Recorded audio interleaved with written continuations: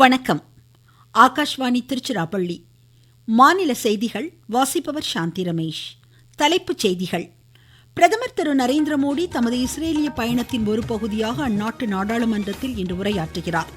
போலி உர விற்பனையை தடுப்பதற்கான நடவடிக்கைகள் முனைப்புடன் மேற்கொள்ளப்படுவதாக மத்திய வேளாண் அமைச்சர் திரு சிவராஜ் சிங் சௌஹான் கூறியுள்ளார். கன்னியாகுமரி மாவட்டத்தில் 30 கோடி ரூபாய் மதிப்பீட்டில் டைடல் பூங்கா அமைய உள்ளதாக முதலமைச்சர் திரு மு.க. ஸ்டாலின் அறிவித்துள்ளார். தமிழகத்தில் வரும் சட்டப்பேரவை தேர்தல் ஏற்பாடுகள் குறித்து ஆலோசனை மேற்கொள்ள திரு ஞானேஸ்வர் தலைமையிலான தேர்தல் ஆணையக்குழு இன்று சென்னை வந்தது. துபாய் டென்னிஸ் சாம்பியன் பட்ட ஆடவர் இரட்டையர் காலிறுதிக்கு முந்தைய சுற்றில் ஜீவன் நெடுஞ்செழியன் ராம்குமார் ராமநாதன் இணை இன்று களமிறங்குகிறது. இனி விரிவான செய்திகள். பிரதமர் திரு நரேந்திர மோடி 2 நாள் பயணமாக இன்று காலை இஸ்ரேல் புறப்பட்டார். புறப்படுவதற்கு முன்னர் பிரதமர் வெளியிட்ட அறிக்கையில் தமது 2 நாள் இஸ்ரேல் பயணம் இரு நாடுகளுக்கிடையிலான பிணைப்பை மேலும் வலுப்படுத்தும் என்று நம்பிக்கை வெளியிட்டுள்ளார். இரு நாடுகளுக்கிடையிலான அரசியல் பங்களிப்பிற்கான புதிய இலக்குகளுக்கும் புதுமையான வலிமையான வளமான எதிர்காலத்திற்கான தொலைநோக்கு பார்வைக்கும் இப்பயணம் வழிகோலும் என்று பிரதமர் கூறினார். இஸ்ரேல் பிரதமர் பெஞ்சமின் நெட்டன்யாவுடன் அறிவியல் தொழில்நுட்பம், படைப்பாற்றல் திறன், ராணுவம், பாதுகாப்பு, வேளாண்மை, நீர் மேலாண்மை, வர்த்தகம், பொருளாதாரம், மக்கள் பரிவர்த்தனை திட்டங்கள் குறித்து இருதரப்பு பேச்சுவார்த்தைகளை பிரதமர் மேற்கொள்ள உள்ளார். பரஸ்பரம் நலன் சார்ந்த பிராந்திய சர்வதேச விஷயங்கள் குறித்தும் இரு தலைவர்களும் விவாதிக்கின்றனர். இப்பயணத்தின் ஒரு பகுதியாக பிரதமர் திரு நரேந்திர மோடி கனெசெட்டில் உள்ள இஸ்ரேலிய நாடாளுமன்றத்தில் இன்று உரையாற்றுகிறார். இஸ்ரேலிய நாடாளுமன்றத்தில் முதல் முறையாக உரையாற்றும் இந்திய தலைவர் திரு நரேந்திர மோடி என்பது குறிப்பிடத்தக்கது.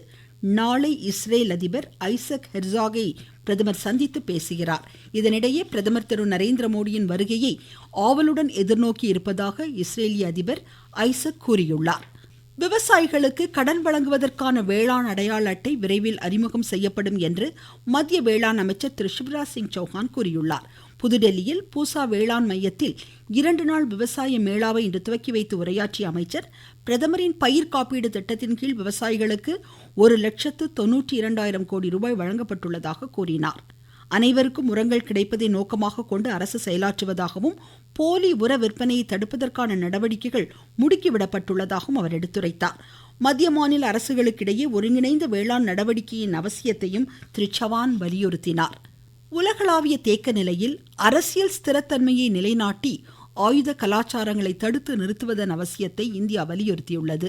ஜெனீவாவில் ஆயுதங்கள் குறைப்பு தொடர்பான உயர்நிலை கூட்டத்தில் உரையாற்றிய மத்திய வெளியுறவு செயலர் திரு விக்ரம் மிஸ்ரி, ராணுவ செயற்கை நுண்ணறிவை பொறுப்புணர்வுடன் பயன்படுத்துவது குறித்த இந்தியாவின் செயலாக்கத்தை எடுத்துரைத்தார். ஆயுதங்கள் குறைப்பு தொடர்பான அரசியல் உடன்படிக்கை அண்மையில் காலாவதியானது உலகளாவிய ஆயுத கட்டுப்பாட்டிற்கு பின்னடைவை ஏற்படுத்தியுள்ள நிலையில் சர்வதேச பாதுகாப்பை முன்னெடுத்து செல்வது அவசியம் என்றும் அவர் குறிப்பிட்டார். செயற்கை நுண்ணறிவை வளர்ச்சி, மேம்பாடு, உள்ளடக்கம் மற்றும் ஜனநாயக ரீதியில் பயன்படுத்துவதோடு தென்னாடுகளின் நலனையும் முன்னிறுத்துவது அவசியம் என்று மிஸ்ரி எடுத்துரைத்தார். நீங்கள் கேட்டுக்கொண்டிருப்பது ஆகாஷ்வாணியின் மாநில செய்தி அறிக்கை.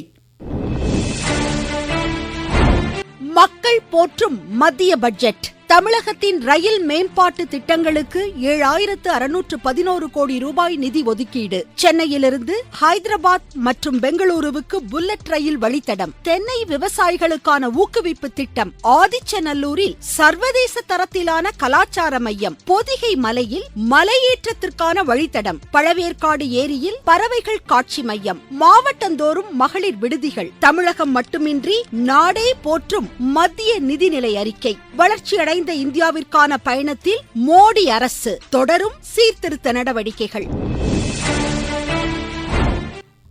கன்னியாகுமரி மாவட்டத்தில் 30 கோடி ரூபாய் மதிப்பீட்டில் 61,500 சதுர அடி பரப்பில் மினி டைடல் பூங்கா அமைய உள்ளதாக முதலமைச்சர் திரு மு.க. ஸ்டாலின் அறிவித்துள்ளார். நாகர்கோவிலில் 632 கோடி ரூபாய் மதிப்பில் 1217 முடிவடைந்த திட்டப்பணிகளை இன்று துவக்கி வைத்து பேசிய அவர், மாவட்டத்தின் குடிநீர் தேவையை பூர்த்தி செய்ய 28 கோடி ரூபாய் மதிப்பீட்டில் புதிய திட்டம் செயல்படுத்தப்படும் என்றார். 25 கோடி ரூபாய் மதிப்பில் கழிவுநீர் சுத்திகரிப்பு மையம் அமைக்கப்படும். 1,20,00,000 ரூபாய் மதிப்பீட்டில் குளச்சல் நகராட்சி மற்றும் மண்டைக்காடு பேரூராட்சியில் ஏவிஎம் கால்வாய் புனரமைக்கப்படும். களியக்காவிளை குமரி சாலை 9 கோடி ரூபாய் செலவில் அகலப்படுத்தப்படும். கல்குளம் வட்டம் தூய மரிய பசிலிக்கா தேவாலயம் 2 கோடி ரூபாய் செலவில் சீரமைக்கப்படும் உள்ளிட்ட 6 அறிவிப்புகளையும் முதலமைச்சர் இன்று வெளியிட்டார். தமிழ்நாட்டில் வரும் சட்டப்பேரவை தேர்தல் ஏற்பாடுகள் குறித்து ஆலோசனை மேற்கொள்ள திரு ஞானேஷ்குமார் தலைமையில் 7 பேர் கொண்ட தேர்தல் ஆணையக்குழு இன்று சென்னை வந்தது. நாளையும் நாளை மறுநாளும் தமிழக சட்டமன்ற தேர்தல் முன்னேற்பாடுகள் குறித்து தலைமை தேர்தல் ஆணையர், தமிழக தலைமைச் செயலர், மாவட்ட ஆட்சித்தலைவர்கள், காவல்துறை உயர் அதிகாரிகளுடன் ஆலோசனை மேற்கொள்கிறார். புதுச்சேரி சட்டமன்ற தேர்தல் ஏற்பாடுகள் குறித்து இக்குழுவினர் இன்று ஆலோசனை மேற்கொள்கின்றனர். திருச்சி மாநகராட்சியில் அரசுக்கு சொந்தமான இடங்களில் ஏழை எளிய மக்களுக்கு பட்டா வழங்கப்பட்டு வருவதாக மாநில நகராட்சி நிர்வாகத்துறை அமைச்சர் திரு கே. என். நேரு கூறியுள்ளார். திருச்சியில் அரசு நலத்திட்ட உதவிகள் வழங்கும் விழாவில் இன்று உரையாற்றிய அமைச்சர், விடுபட்டவர்களுக்கு பட்டா வழங்கும் பணிகள் முனைப்புடன் மேற்கொள்ளப்படுவதாக கூறினார். இந்நிகழ்ச்சியில் பேசிய மாவட்ட ஆட்சித்தலைவர் திரு சரவணன், திருச்சி மேற்கு தாலுகாவில் கடந்த 5 ஆண்டுகளில் 15,000 பட்டாக்கள் வழங்கப்பட்டதாக எடுத்துரைத்தார். திருச்சிராப்பள்ளி மாவட்டத்தில் திருச்சிராப்பள்ளி மேற்கு தாலுகாவில் இதுவரை கடந்த 5 ஆண்டுகளில் மட்டும் சுமார் 15,591 பட்டாக்கள் வழங்கப்பட்டுள்ளது. 1,200 பட்டாக்கள் செட்டில்மெண்ட் மற்றும் ஜிஓ 97 வக்கீல் வரைமுறைப்படுத்தப்பட்ட பட்டாக்கள் இன்று வழங்கப்படுகிறது. இனிவரும் இடங்களில் உள்ள பிரச்சனைகளையும் தீர்த்து பட்டா வழங்குவதற்கான நடவடிக்கைகளை மாவட்ட நிர்வாகம் மேற்கொள்ளும் என தெரிவித்துக் கொள்கிறேன். திருவெரும்பூரில் 840 பயனாளிகளுக்கு பட்டா உள்ளிட்ட 59 கோடியே 78 லட்சம் ரூபாய் மதிப்பிலான நலத்திட்ட உதவிகளை அமைச்சர் திரு அன்பில் மகேஷ் பொய்யாமொழி இன்று வழங்கியுள்ளார். இந்திய ராணுவத்தில் அக்னிவீர் திட்டத்தின் கீழ் பொதுப்பணி, தொழில்நுட்பம், எழுத்தர், கடை காப்பாளர் உள்ளிட்ட பல்வேறு பிரிவுகளில் சேர தகுதியுடையவர்கள் அதற்கான இணையதளத்தில் வரும் ஏப்ரல் 1ஆம் தேதி வரை விண்ணப்பிக்கலாம். அனைத்து பிரிவுகளுக்கும் அதிகபட்ச வயது வரம்பு 21 22ஆக உயர்த்தப்பட்டுள்ளது. திருச்சி மாவட்ட ஆட்சித்தலைவர் அலுவலகத்தில் விவசாயிகள் குறைதீர் நாள் கூட்டம் நாளை மறுநாள் நடைபெறும் என்று ஆட்சித்தலைவர் திரு சரவணன் கூறியுள்ளார். நாகை மாவட்டம் வேதாரண்யத்தில் 9,000 ஏக்கரில் உப்பு உற்பத்தி பணிகள் முழுவீச்சில் தொடங்கியுள்ளதாக எமது செய்தியாளர் தெரிவிக்கிறார். நாகை மாவட்டம் வேதாரண்யம் அடுத்த அகஸ்தியம்பள்ளி, கடினவயல், கோடியக்காடு பகுதியில் சுமார் 9,000 ஏக்கரில் ஆண்டுதோறும் உப்பு உற்பத்தி நடைபெற்று வருகிறது. வேதாரண்யம் பகுதியில் தற்போது இந்த ஆண்டு உப்பு உற்பத்திக்கான பராமரிப்பு பணிகள் நடைபெற்று 2 வாரம் நிறைவுற்ற நிலையில் தற்போது வேதாரண்யம் பகுதியில் கடந்த 1 வாரமாக வெயிலடிக்க துவங்கியுள்ளதால் உப்பு பாத்திகளில் உப்பு வாரும் பணிகள் தொடங்கப்பட்டுள்ளது.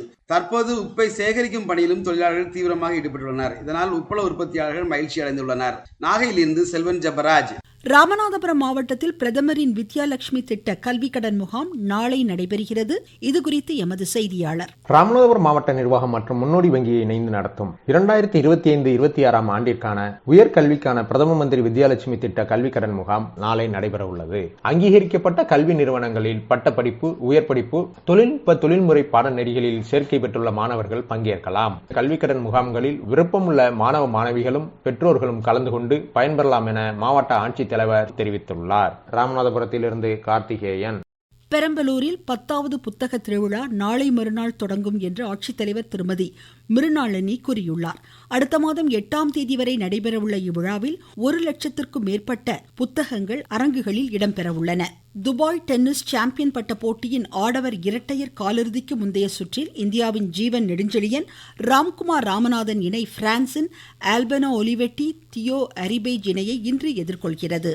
உலகக்கோப்பை 2020 கிரிக்கெட் போட்டியின் சூப்பர் 8 ஆட்டத்தில் கொழும்புவில் இன்று இலங்கை நியூசிலாந்தை எதிர்கொள்கிறது. மீண்டும் தலைப்புச் செய்திகள். பிரதமர் திரு நரேந்திர மோடி தமது இஸ்ரேலிய பயணத்தின் ஒரு பகுதியாக அந்நாட்டு நாடாளுமன்றத்தில் இன்று உரையாற்றுகிறார்.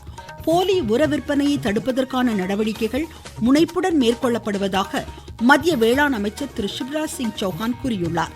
கன்னியாகுமரி மாவட்டத்தில் 30 கோடி ரூபாய் மதிப்பீட்டில் டைடல் பூங்கா அமைய உள்ளதாக முதலமைச்சர் திரு மு க ஸ்டாலின் அறிவித்துள்ளார்.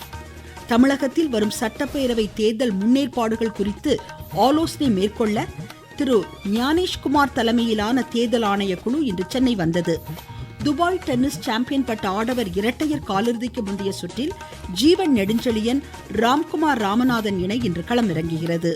இத்துடன் இந்த செய்தி அறிக்கை முடிவடைந்தது.